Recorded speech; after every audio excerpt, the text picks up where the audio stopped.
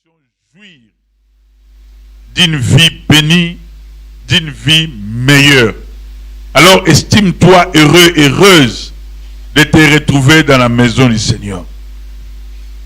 Bien-aimés, dimanche dernier, nous avons insisté sur un mot de ce que le Seigneur avait dit à ses disciples. Il a dit, puisque vous avez été avec moi dès le commencement, et puisque vous avez persévéré avec moi, je dispose du royaume en votre faveur. Alléluia. C'est-à-dire, je vous donne droit dans les royaumes. Et nous avons expliqué qu'est-ce que les royaumes. Quand on est membre, quand on est dans le royaume de Dieu, c'est quelque chose d'extraordinaire. C'est comme si, c'est plus que ça, mais c'est comme si tu es un étranger ici, en France. Tu sais comment nous venons ici, après des années, tu te bats et tu arrives à voir la nationalité française. Alléluia. Ça fait du bien, n'est-ce pas? Maintenant, je suis français. Mais ça, maintenant, je suis française. Mais regarde le parcours. Ton parcours pour devenir français. Ça ne donne pas de l'argent, mais c'est un prestige. Parce que partout où tu iras, des fois, tu auras des privilèges. Dans d'autres pays, tu n'as même pas besoin d'avoir un visa. Et des fois, quand tu vas dans d'autres pays, il y a un couloir uniquement aux Français. Les autres sont de l'autre côté. Nous les voyons même ici. Des fois, en arrivant à l'aéroport, on vous sépare. Toi, tu es ta résidence, bien, on les respecte. Mais mets-toi à gauche. Les Français à droite. Alléluia. Un privilège. Mais nous, on ne parle pas de ces nationalités-là. Nous, on est fils et filles du royaume. Alléluia. Là, il n'y a pas de président. Il y a un roi qui domine sur toutes choses. Et ce roi, c'est Jésus.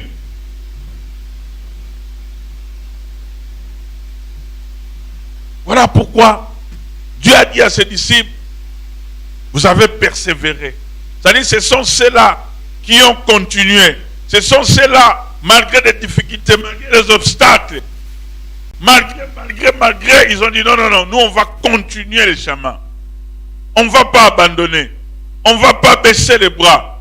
Lorsque Jésus a compris, il a dit non, moi aussi, je dispose du royaume en votre faveur.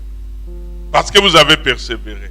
Et j'avais insisté, j'ai dit la vie chrétienne, c'est une vie de persévérance. Ce n'est pas parce que tu viens aujourd'hui, c'est fini. Il faut continuer. Ce n'est pas parce que tu as prié aujourd'hui, c'est fini. Il faut continuer à prier. Ce n'est pas parce que tu as donné aujourd'hui, c'est fini. Il faut continuer à donner. Lisez dans la Bible, dans les Actes des Apôtres, la vie de l'église primitive. Lorsque l'église est née, la Bible nous dit, il persévérait. Dans la prière, dans la fraction du pain, dans la communion, il persévérait dans les enseignements. Donc pour eux, toute leur vie était une vie de persévérance. Persévérance rime aussi avec résistance. C'est-à-dire que tu résistes contre la fatigue, tu résistes contre l'abandon, tu résistes contre le mal, tu résistes contre le faux. Ça, c'était pour ce qui était dimanche. Mais aujourd'hui, nous continuons, mais nous parlons d'autre chose. Notre message d'aujourd'hui, c'est dans Luc chapitre 12. J'aimerais qu'aujourd'hui, nous travaillerons avec Audrey. Prépare-toi, Audrey. Luc chapitre 12, verset 31 au verset 32. Luc chapitre 12, verset 31 et au 32e verset. Est-ce que nous pouvons lire la parole? Merci beaucoup. Écoutons la lecture.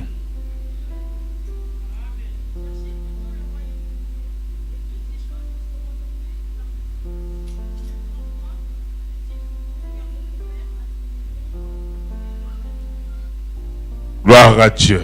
Prenons place. Merci. Il faut que ça devienne automatique lorsqu'on écoute la parole de Dieu. Ça apporte une bénédiction. Alléluia. Dans la Bible, il y a de ceux-là qui ont lu la parole de Dieu toute la journée, dans les livres d'Esdras. Ils étaient là tous debout et Esdras était en train de lire la parole de Dieu. Ça leur a pris toute une journée. Et c'était bénéfique pour chacun d'eux. Il ne faut pas négliger la parole. C'est la nourriture spirituelle. L'homme ne vivra pas de pain seulement, mais de toutes sortes de paroles qui sortent de la bouche de Dieu. La sœur a bien lu 31, la Bible nous dit, cherchez plutôt le royaume de Dieu et toutes ces choses vous seront données par-dessus. Alléluia. Pourquoi il a dit chercher plutôt? Parce que lorsque vous lisez dans les versets précédents, Jésus parlait au sujet des inquiétudes. Les inquiétudes de la vie. Qu'est-ce que nous allons manger? Qu'est-ce que nous allons nous vêtir? Qu'est-ce que nous allons... Et le Seigneur, il a expliqué que vous, chrétiens, vous, enfants de Dieu, ce n'est pas à vous de vous inquiéter. Vous savez, il y a des gens qui s'enferment, ne sortent pas. Une fois, leur attitude a changé parce qu'ils s'inquiètent beaucoup. Ils ne parlent plus avec les gens, ils n'adressent plus la parole. S'il est marié, il voit son mari comme monsieur tout le monde. Il voit sa femme comme étant monsieur tout le monde. Il ne parle même pas aux enfants. Ou plutôt, il tape les enfants sans raison qu'une. Il crie dessus à cause des inquiétudes. Parce que l'inquiétude engendre beaucoup de choses. Au niveau même de la santé, ça peut baisser la tension, ça peut créer de l'estomac, et au niveau relationnel, ça détruit tout. Quelqu'un qui est inquiet à tout moment, c'est quelqu'un qui souffre, qui ne croit pas que quelque chose de mieux peut arriver. Raison pour laquelle le Seigneur a dit, mais vous, plutôt, cherchez le royaume de Dieu. Et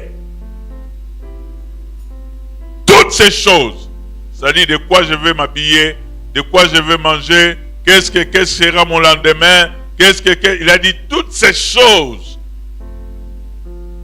vous seront données par-dessus. Alléluia. Cela veut dire quoi? Cela veut dire que ce n'est pas prioritaire. C'est bien, mais ce n'est pas prioritaire. Ce qui est prioritaire pour nous, étant qu'une personne, c'est le royaume. Et quand on parle du royaume, cela veut dire simplement ton salut. Est-ce que tu es sauvé? Est-ce que Jésus vit en toi? Quelle est ta relation avec le Seigneur? Est-ce que tu as une communion, une bonne relation avec lui? C'est ça ce qui compte. D'abord le Seigneur. Cela doit être notre priorité pour assurer notre vie éternelle, pour assurer notre avenir. Vous savez, j'ai parlé avec une maman qui est pasteur dans son église. On parlait de beaucoup de choses et souvent je la conseille parce que j'ai de l'expérience par rapport à ces choses-là. Elle m'a dit, pasteur, parce qu'elle a un peu de l'argent, elle s'habille très bien, elle achète de bons trucs. Elle m'a dit, pasteur, après avoir perdu mon mari, à quoi bon pour moi? Je ne crois pas que je peux encore acheter, ça c'est elle. Je ne crois pas que je peux encore acheter des robes de 1000 euros ou plus. Pour moi, ça ne m'intéresse pas. Ça ne m'intéresse plus. Parce que ce que j'ai vu, ce que mon mari a laissé, vous n'avez pas idée. On faisait que faire sortir les habits, ses habits. La maison était remplie de ses habits. Et j'ai vu qu'il a laissé toutes ces choses-là. Et lui, il est parti, il est mort. Je préfère me consacrer et me concentrer dans l'œuvre de Dieu. Alléluia. C'est-à-dire, il a compris que tout ce que nous courons derrière, des soldes à moins 80%, à ça, il y a même des choses qu'on achète, qu'on n'utilise même pas. Il y a des choses qu'on a achetées, qu'on ne les met même pas. Il a dit, pasteur, à quoi bon pour moi de dépenser plus? Non. Mon mari a laissé des choses. Frère, ils ont fait des valises et des valises pour envoyer au pays, pour la famille du mari. Ses propres fils ont choisi des costumes, des chemises, des cravates. Ça n'en finissait pas. Ça n'en finissait pas. Il a dit, on ne va rien amener. On ne va rien amener. Tout cela est bien, mais ça nous aide seulement sur cette terre. Mon mari n'a rien emporté. Alléluia. Voilà pourquoi le Seigneur a dit, premièrement, au lieu de chercher autre chose, plutôt chercher le royaume. Dans tout ce que tu fais, il faut penser à l'intérêt du royaume. À l'intérêt du royaume. Et le Seigneur a dit, et toutes ces choses dont toi tu as besoin, le Seigneur te donnera pas dessus. C'est-à-dire, ça ne vient pas avant, ça vient pas à priorité, mais ça viendra après que tu aies d'abord cherché le royaume des... Merci. D'abord, c'est le royaume. Papier, mariage, voiture, je ne sais pas quoi, c'est bien. Mais te sera donné après. Et on dit te sera donné, c'est-à-dire ton Dieu, il est capable de donner ce dont tu as besoin. Amen. Seulement toi, ne t'inquiète pas. Un chrétien n'est pas celui qui s'inquiète de la vie, mais celui qui fait confiance à Dieu. Jésus a parlé beaucoup, il a dit, ne vous inquiétez pas du lendemain, ne faites pas comme ça, ne faisez pas comme ça. Concentrez-vous sur l'essentiel. Et dans le verset suivant, c'est là où nous allons nous attarder aujourd'hui pour quelques minutes. Le Seigneur a dit, ne crains, hein? Alléluia. Répondez-moi, c'est important. Ne crains, hein? La crainte. Il y a de ceux-là qui vivent dans la crainte. Ne craignez point. La crainte amène la peur. La crainte amène le panique. Quelqu'un qui se panique à tout moment. Si c'est un petit bruit à la maison, palpite. Est-ce que tu as des problèmes avec les gens ou quoi? Alléluia. Dès qu'il y a un petit bruit, attention, j'arrive pas. Non, pas de panique. Le Seigneur a dit, ne crains point. Si vous lisez dans la Bible, là où Dieu parlait toujours à ses fidèles, à ses prophètes, il leur disait toujours, ne crains point. Parce qu'il y a l'adversité dans la vie. Amen. Il y a l'adversité. Même nous les chrétiens, il y a l'adversité. C'est le diable en fait, qui nous combat jour et nuit. C'est son travail. Sinon il ne sera pas le diable. Sinon il ne sera pas le diable. La Bible nous dit que le diable vient pour voler, égorger et détruire, n'est-ce pas? Il fait ce travail-là. C'est son travail à lui.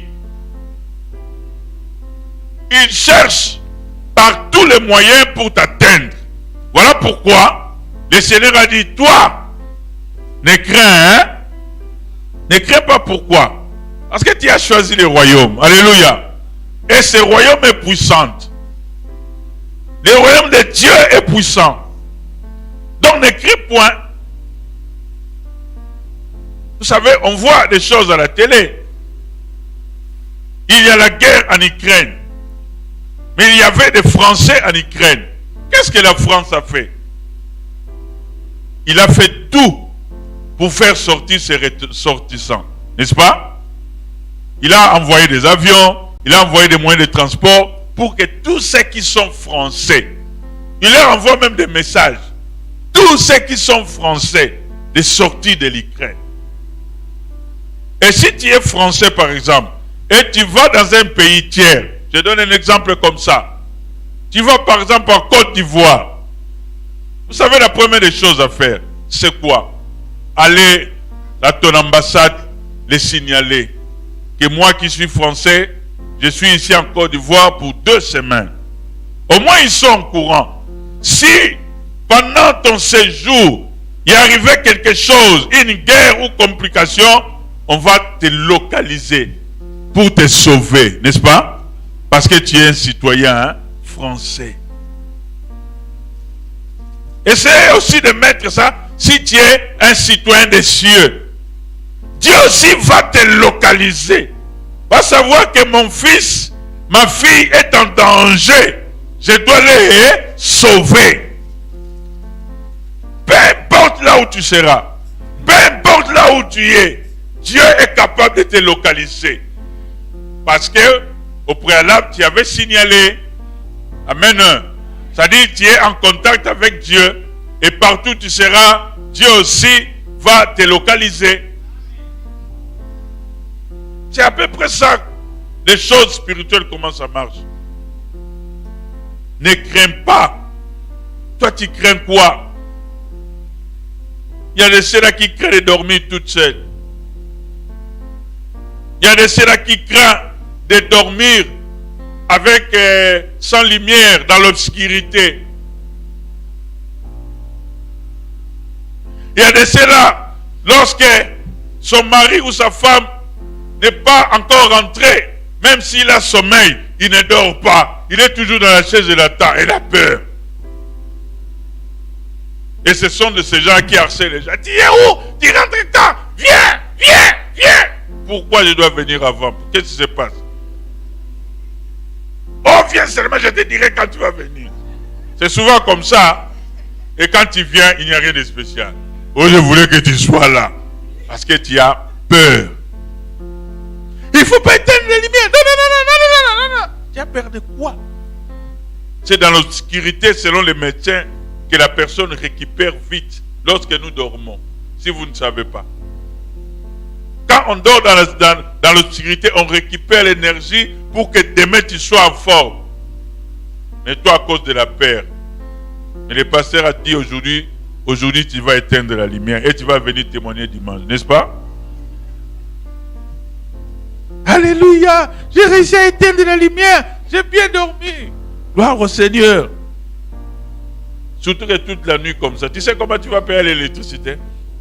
Ça coûte cher aussi. Ça consomme de l'énergie. Plus ou moins 12 heures du temps, la lumière s'allume comme ça là. Jésus a dit, ne crains pas. Ne crains pas. Ne crains pas. J'ai accompagné dans mon ministère beaucoup de gens qui avaient des problèmes compliqués, qui avaient des situations compliquées. Et quand Dieu me met à cœur de soutenir des gens comme ça, je leur dis souvent, ne craignez pas. Fais confiance à Dieu. Dieu sera toujours avec toi. Dieu t'accompagnera toujours. Dieu te bénira toujours, changera des choses dans ta vie. Et par la suite, on voit toutes ces choses-là. Alléluia. Bien-aimé, Dieu est magnifique. Dieu est bon. Il a dit, ne crains pas. Qui? Petit troupeau. Alléluia.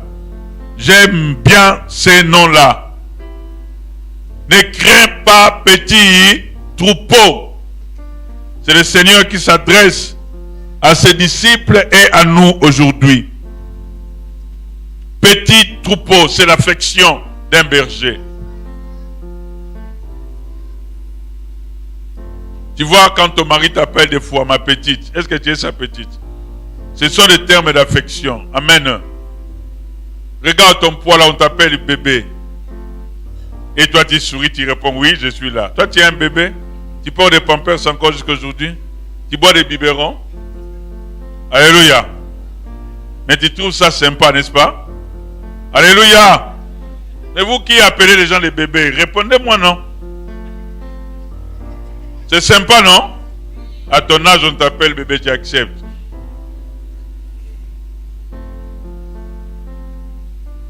Jésus aussi a appelé ses disciples petits troupeaux.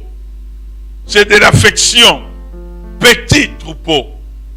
Qu'est-ce qu'un troupeau? Par définition, c'est la réunion d'animaux domestiques qu'on élève ensemble. Alléluia.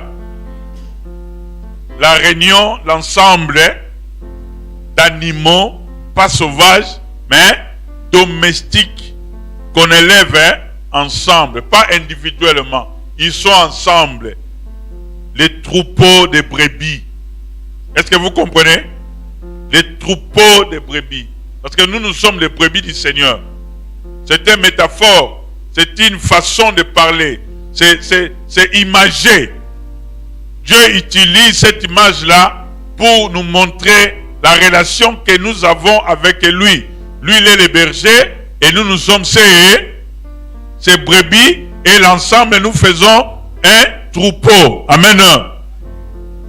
Un ensemble. On est ensemble.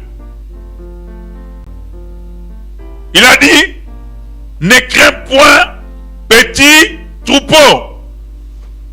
Pourquoi nous n'allons pas craindre? Parce que votre Père a trouvé bon de vous donner quoi? Est-ce que vous me suivez? J'arrête là. Alléluia. Je recommence. Ne crains point, petit troupeau, car votre Père a trouvé bon de vous donner le royaume. Petit troupeau, cela veut dire, vous n'êtes pas nombreux, vous n'êtes pas forts, vous avez des faiblesses, mais votre Père, les troupeaux maintenant a un Père. Votre Père a trouvé bon. Ce n'est pas vous qui avez trouvé bon, c'est votre Père.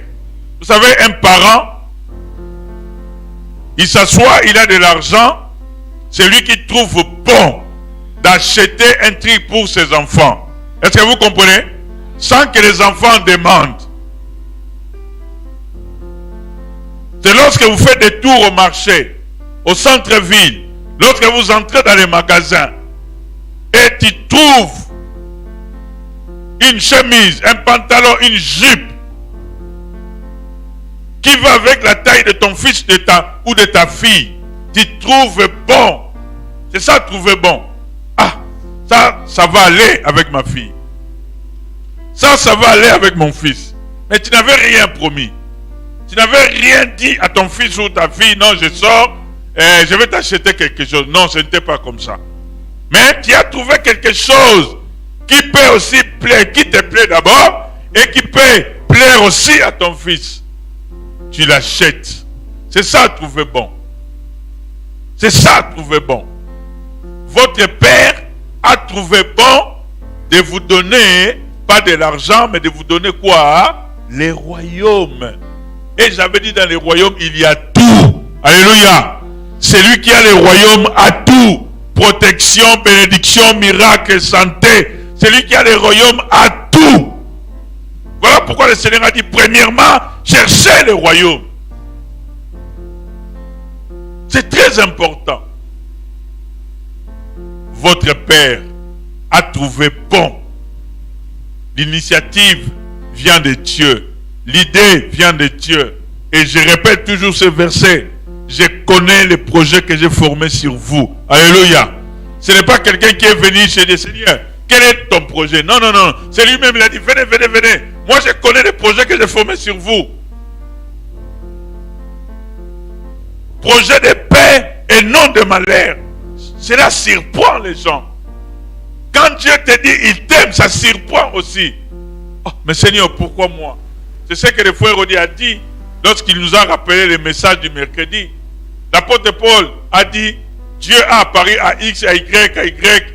Et après eux tous, il m'est apparu à moi, qui suis indigne. Parce que moi-même, j'ai persécuté l'église. Comment quelqu'un qui a détruit des églises, Dieu peut apparaître à lui pour les sauver? Alléluia. Il se sentait indigne. Il ne se sentait pas propre. Il se sentait qu'il n'a rien mérité. Ça dit les bonnes choses, c'est pour eux, c'est pour tel, ce n'est pas pour moi. Parce que moi j'ai détruit l'église. J'ai fait du désordre. Mais comment c'est Dieu la m'est apparu? Il a dit, moi je suis le moindre de tous les saints. Je ne suis même pas digne d'être appelé un apôtre. Oui, Dieu cherche des gens comme ça. Des gens qui n'ont pas de valeur. Des gens qui sont rejetés. Des gens qu'on a oubliés. Des gens qu'on a détestés. Les gens qu'on a haïs. Les gens qui ont fait des troubles dans leur propre famille. Les gens que les gens ont tourné le dos. Dieu cherche des gens comme ça. Et il leur dit, je connais les projets que j'ai formés sur vous. Projets de paix et non de malheur. Alléluia.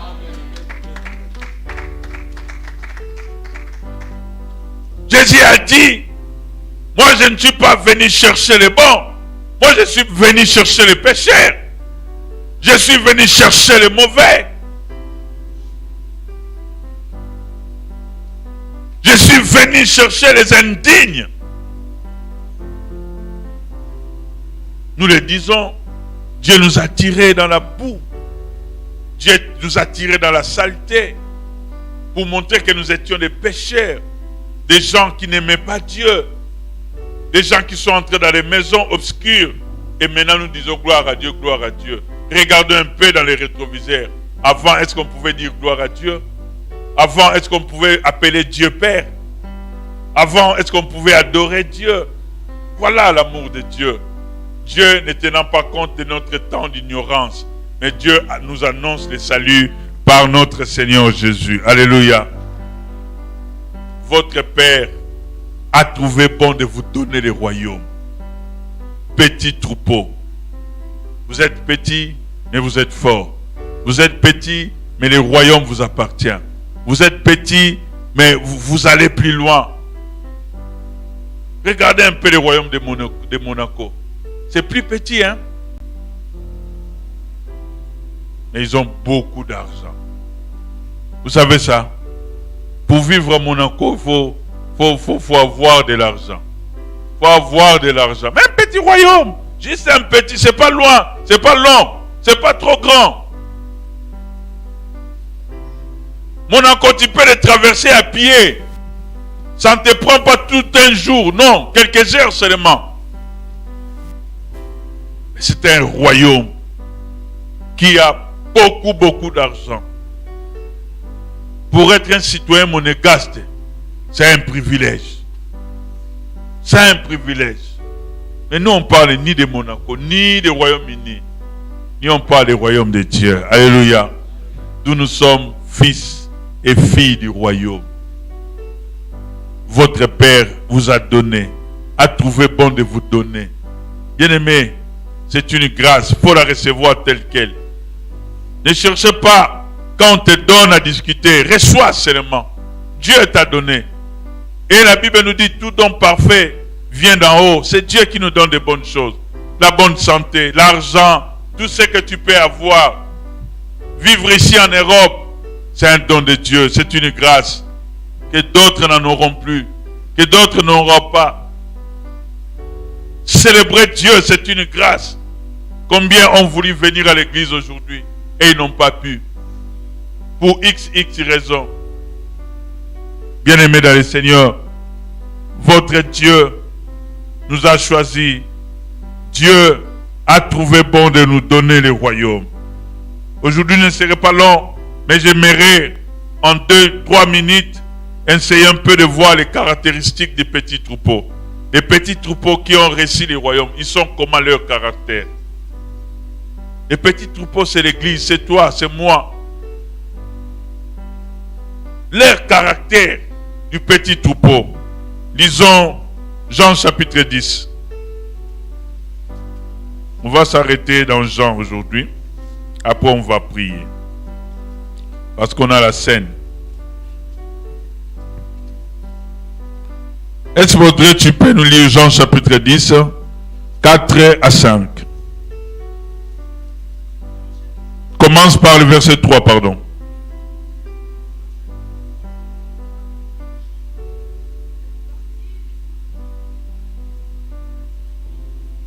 Oui, c'est ça.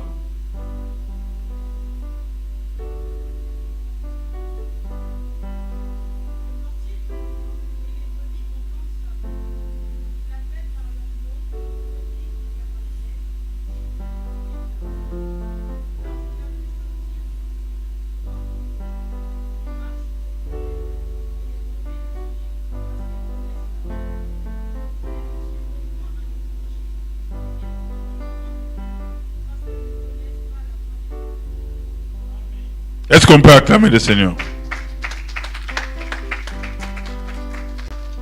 Les caractéristiques du petit troupeau. La Bible nous dit quoi? Les portiers ouvrent et les brebis entendent sa voix. Alléluia. La voix de qui? Du maître ou du berger. Les brebis qui font partie du troupeau du Seigneur entendent la voix, c'est-à-dire la parole de leur berger. Qui est le berger? Alléluia. Ils entendent la voix du berger. Ça c'est un. Les bergers l'appellent par leur nom. Les brebis qui lui appartiennent, il les conduit dehors. Dieu nous connaît par nos noms. Alléluia. Dieu nous connaît par nos noms. Parce que c'est lui qui a écrit nos noms dans le livre des... Il nous appelle par nos noms. Cela veut dire qu'il nous connaît intimement. Ça sont les caractéristiques. Entendre la voix, les bergers les connaissent par leur nom. Et ensuite, la Bible nous dit, il marche devant elle, dans 4. Il marche devant elle, c'est-à-dire devant les brebis, et les brebis les suivent parce qu'elles connaissent sa voix. Ce sont les gens qui entendent, qui suivent les bergers. Vous avez des images même dans les documentaires, quand le berger il est toujours devant pour montrer le chemin, là où les brebis peuvent manger, peuvent se reposer. Il marche devant elle. Qui marche devant toi? Tes sentiments, tes rêves, qui marche, qui te montre le chemin par rapport à des décisions à prendre dans la vie. Est-ce que c'est les bergers ou c'est toi-même? La Bible nous dit, ils connaissent aussi la voix de leur maître. Lorsque quelqu'un t'appelle, si ce n'est pas la voix du maître, ils ne suivront pas. Parce que l'ennemi des brebis, ce sont qui? Les loups. Vous savez cela, non? Vous les voyez comment les loups, des fois, ils tuent seulement, ils ne mangent pas les brebis. On les voit même en France, quand les bergers se révoltent, ils sont en colère. Des fois, les brebis et les loups, ils s'attaquent, ils tuent même 20. Ils tuent seulement, ils ont seulement l'ambition de tuer, pas de manger des fois. Ils tuent seulement 20 brebis. Et les bergers, ils sont en colère. Parce que les bergers n'aiment pas perdre leurs brebis. Alléluia. C'est-à-dire le Seigneur n'aime pas te perdre. Celui qui va te toucher, lui sera là pour te défendre. Petit troupeau, ton Seigneur te défendra. Voilà pourquoi c'est le Seigneur qui marche devant les troupeaux. Lisez encore verset 14, toujours dans Jean 10.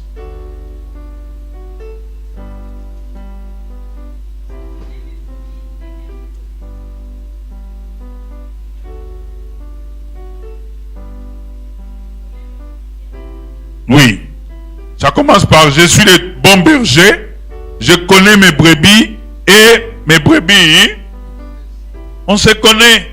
Ce n'est pas seulement que moi je connais mes brebis, les brebis aussi doivent connaître leur berger. Amen. Pour qu'il n'y ait pas confusion, pour qu'ils ne suivent pas la voix d'une autre personne, pour qu'ils ne se perdent pas.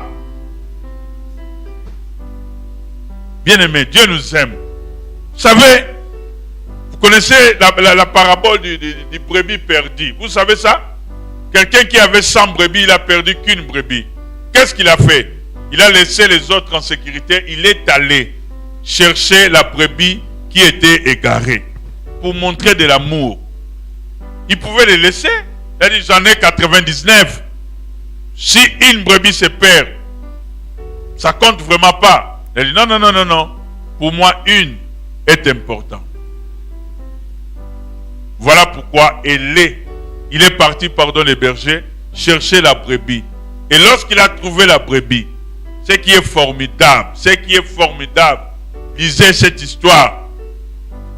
Le berger a pris la brebis, il l'a mis sur son épaule et il a ramené. Même pas de reproches. Pourquoi tu as fui? Pourquoi tu as fait ça? Pourquoi tu as fait ça? Il a ramené avec les autres. Et nous, quand quelqu'un se perd et il retourne, des fois on n'est pas content. On n'est pas content pourquoi? Une brebis qui était égarée et il revient à la maison. On peut que dire merci à Dieu. Alléluia. Parce que lorsqu'il est seul, comment il peut se défendre contre les loups ravisseurs? Il y a des loups dans la Bible. Les loups, ce sont des faux pasteurs. Les loups, ce sont des faux ouvriers. Les loups, ce sont de ceux-là qui vous appellent tous les matins au téléphone. Envoyez-moi de l'argent, envoyez-moi de l'argent. Mais ici, tu ne donnes rien. Ici, tu ne payes pas les loyers. Ici, tu ne payes pas ta dîme. Mais dans les téléphones, toujours, ma sœur, on va prier pour toi. Envoie-nous 100 €. On va entrer dans la retraite pour t'aider. Tout ça, non, bien-aimé. Des fois, ce sont des loups ravisseurs. Jésus a dit, ces brebis à lui ne suivent pas la voie d'un autre. Ils ne suivent que le Seigneur. Ah, pourquoi les gens ont beaucoup d'engagements? Le pasteur Matou avait prêché la fois passée. Un membre, une personne, des fois, il a 3, 4 pasteurs. Est-ce que ça se fait? Oh, lui, il prie pour notre famille. Lui, il prie pour mon père. Lui, il prie pour... Mais non. Est-ce que c'est biblique, toutes ces choses-là? Est-ce que vous avez besoin d'avoir toutes ces choses-là? Ayez des bonnes relations avec les gens, c'est bon. Et toi-même, tu peux prier aussi. Ça, c'est la sous-traitance. Tu commences à sous-traiter. Ça, c'est grave. Ça, c'est grave dans l'église. Toi, tu deviens comme un patron, tu rémunères les gens. Ça, ce n'est pas bon. Et ce n'est pas biblique. Alléluia. Reste là où Dieu t'a placé. Voilà pourquoi vous êtes petit troupeau.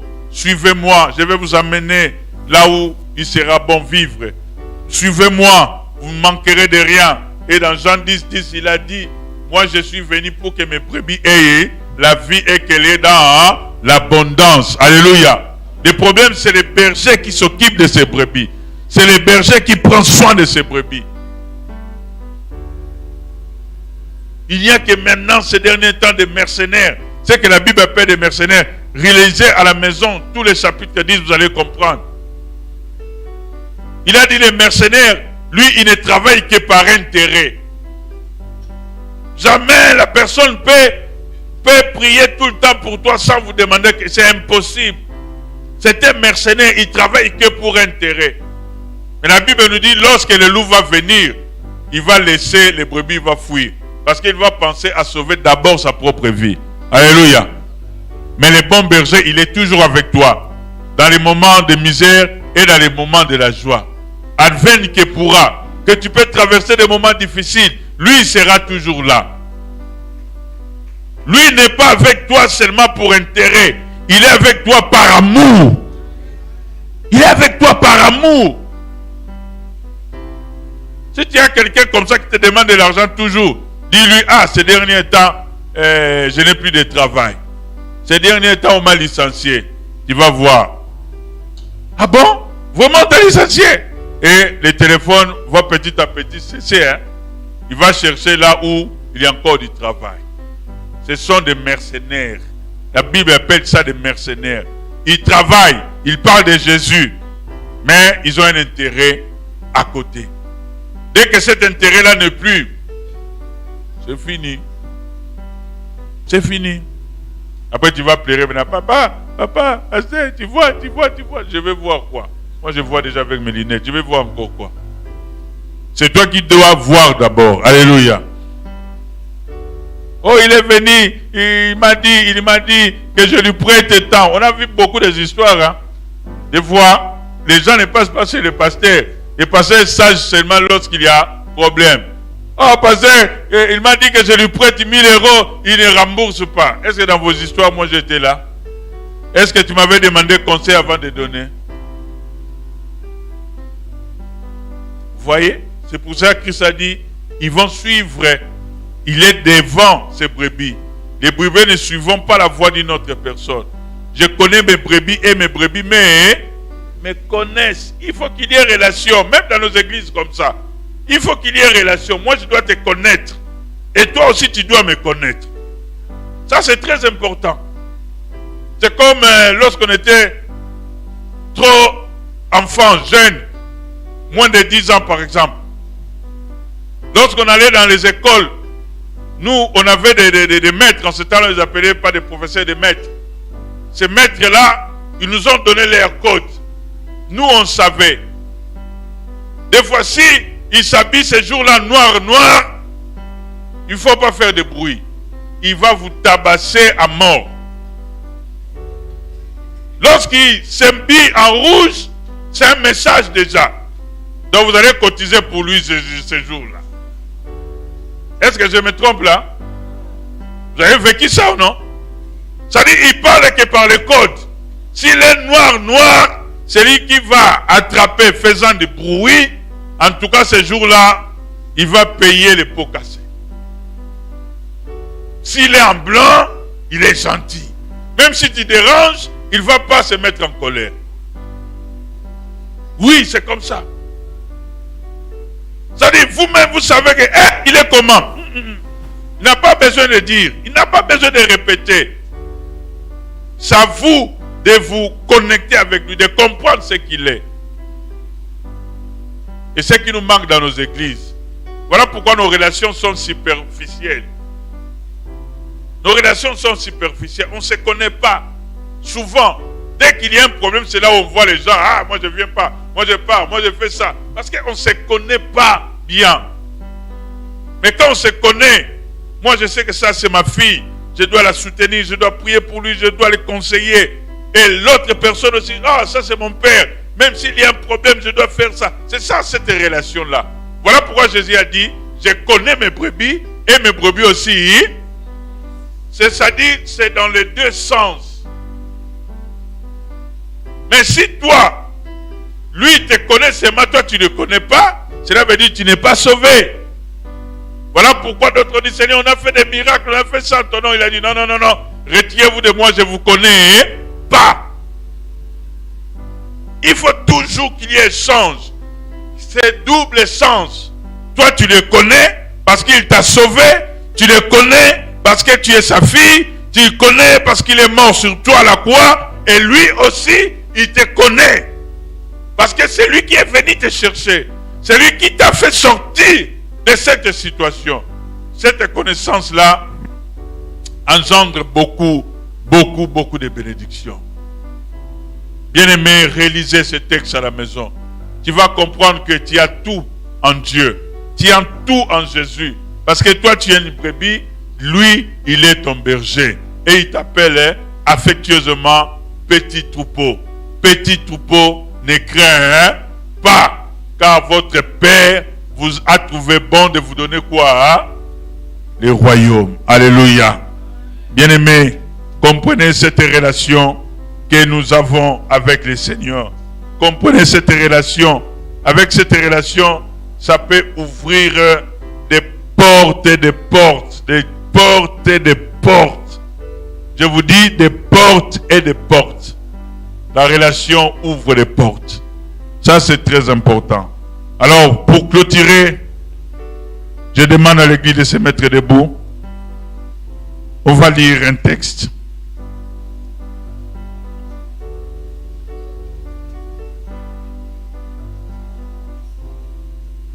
Qui caractérise aussi notre relation avec le Seigneur. On va la lire ça tout doucement, ensemble.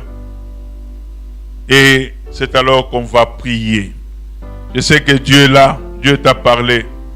Ne crains pas. Qu'est-ce que tu crains? La maladie, qu'est-ce que tu crains? Le travail, qu'est-ce que tu crains? Ne crains pas, tu es un petit troupeau. Votre Père a trouvé bon de te donner le royaume.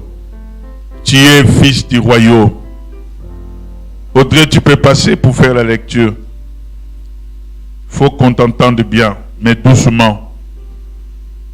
Tu peux passer ou tu prends le micro.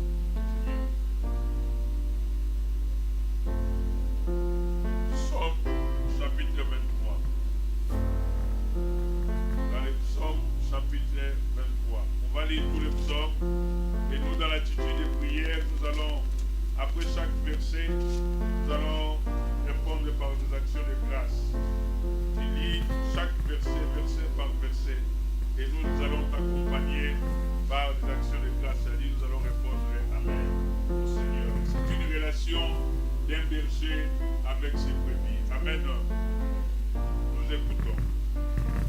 Au nom de Jésus.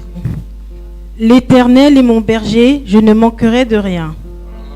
Il me fait reposer dans de verts pâturages. Il me dirige près des eaux paisibles.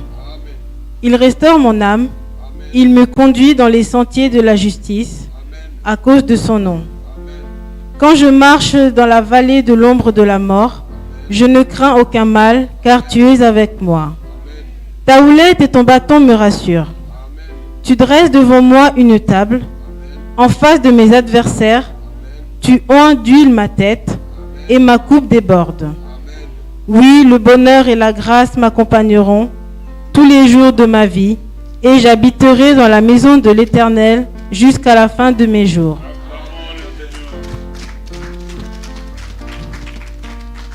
Ça, c'est la bénédiction du berger. Il restaure mon âme, il oint huile ma tête, ma coupe déborde, il met une table en face de mes ennemis. Alléluia, Dieu est bon. Bien-aimés, nous sommes comblés. Nous sommes privilégiés. Parce que le Dieu d'amour est là. Il va oindre ta vie. Il t'a donné le royaume. Les autres choses, il t'a dit, ne t'en inquiète pas. Mettons-nous debout, nous allons faire une prière dans la confiance, une prière dans la foi. C'est le moment de libérer ta foi. En libérant ta foi, tu acceptes les miracles d'entrer dans ta vie. En libérant ta foi, tu acceptes les miracles de transformer ta vie. Vous savez, ce mois d'avril, c'est un mois de grandes bénédictions, de grandes réalisations. C'est le mois où le peuple est sorti de l'Égypte. C'est pour nous le mois que Dieu nous a fait sortir des malheurs, des souffrances. C'est le mois où nous avons commencé une nouvelle expérience avec le Seigneur. Nous sommes les brebis du Seigneur, les troupeaux de son pâturage. Quelque chose va se passer dans ta vie aujourd'hui, maintenant. Parce que Dieu oint huile ta tête. Ta coupe déborde. Ta coupe n'est pas remplie, mais elle déborde. Puisqu'être remplie, elle déborde. Ta joie doit déborder. Ta paix doit déborder. Ton salut déborde. Ta maison va déborder de bénédictions, de joie. Quelque chose de grand se passe dans ta vie. Il y a une bénédiction. Oh, il y a des bénédictions qui viennent. Ta coupe déborde. Je dis encore, ta coupe déborde. Ton esprit va déborder aujourd'hui. Ton esprit va déborder aujourd'hui. Alléluia. Dieu oint. Dieu t'a oint. Dieu t'a oint. Oh, votre Père a trouvé bon de vous donner le royaume. Ce n'est pas toi qui as trouvé bon. C'est lui qui a trouvé bon de te donner le royaume. Quel privilège. Quelle bénédiction. Quel prestige d'être un enfant de Dieu. Oh bien-aimé, comme Dieu s'est apparu à Paul, qui était le moindre, qui était indigne, je prie aussi que Dieu apparaisse maintenant dans ta vie. Que Dieu prenne le contrôle. Comme elle a dit, c'est lui-même qui marche devant ses brebis. C'est lui qui marche devant ses brebis. Les brebis entendent sa voix. Bien-aimé, tu dois entendre la voix de Dieu. Amen. Dans tout ce que tu fais, dans tout ce que tu es. Le Seigneur va te donner la nouvelle direction. Comment choisir, comment faire un bon choix.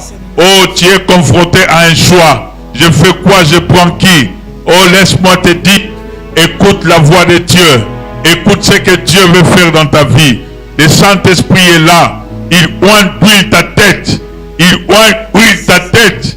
Oh, je vois, je sais que son onction est là. Dieu te touche là où tu es. Tu n'as pas besoin de ma main. Mais la main de Dieu est grande, il est plus long. Il te touche, toi qui es derrière, toi qui es devant, toi qui es à gauche, toi qui es à droite. La main de Dieu est vivante. Aujourd'hui, c'est ton jour. Aujourd'hui, c'est ton jour. C'est ton opportunité, c'est ton occasion. Oh, Dieu agit pour des moments spéciaux. des moments spécifiques, des moments particuliers. Et ce moment-là, reçois ta bénédiction. Reçois ta bénédiction. Nous avons dit que le Seigneur est notre berger. Le Seigneur est notre berger. Tu ne manqueras de rien. Tu ne manqueras de rien. Que ce soit dans ta santé. Tu ne manqueras de rien dans ta vie. Tu ne manqueras de rien. Tu ne manqueras de rien. Ta coupe déborde. Tes ennemis sont en face de toi. Ils contemplent comment Dieu t'a béni. Ils voient comment Dieu agit dans ta vie. Ils voient comment tu perds dans ta vie. Oh, ils sont la bouche bée parce qu'ils n'arrivent pas à expliquer ce qui est en train de se passer dans toi. Ce qui est en train de passer dans ta vie. Combien et comment Dieu t'a renouvelé. Comment Dieu a changé ta vie. Comment Dieu a apporté quelque chose de nouveau dans ta vie. Élève tes mains maintenant. Son onction est là. Il huile ta tête. Oh Ramasandara Baba. Ramakoroba Sakaraba Baba Baba. Yekaraba Sokoroba Baba Baba. Élève tes mains, il agit, bien-aimé. Gloire à Dieu. Allez, commence à prier maintenant. Je connais mes brebis et mes brebis me connaissent. Parle à ton Dieu. Je vais te connaître. Je vais te connaître. Je vais te connaître. Je vais te connaître. Prie maintenant. Alléluia. Prie maintenant.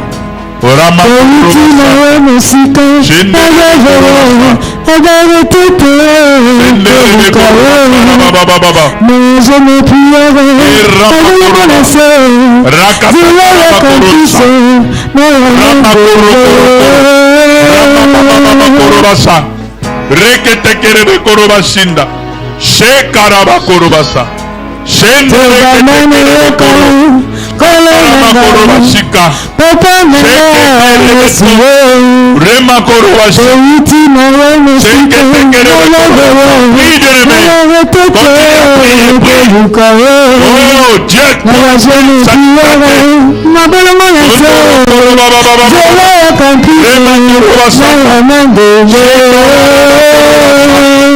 Alléluia.